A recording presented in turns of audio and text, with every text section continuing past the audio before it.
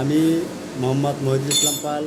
আমরা মেসার্স মা মেটালের পক্ষ থেকে পিএস চাষি ভাইদের জন্য খুব সুন্দর একটা সুখবর। সেটা হলো আমরা পিএস আসলে বা যে পরিমাণে উৎপাদন করি সে কারণে আমরা সংরক্ষণের অভাবে আমরা পিএস তেমন একটা ভালো রাখতে পারি না, পিএস পচে যায়।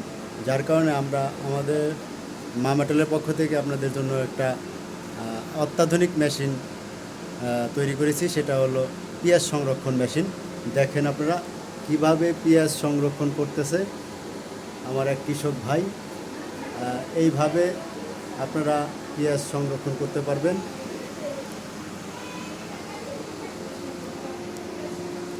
এইভাবে আপনারা পিঁয়াজ সংরক্ষণ করতে পারবেন।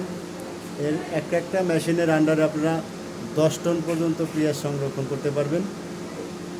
শুধু এই পদ্ধতিতে আপনাদের পিঁয়াজ পচবে না। দেখেন কিভাবে মেশিন চলতেছে, মেশিন রানিং আছে।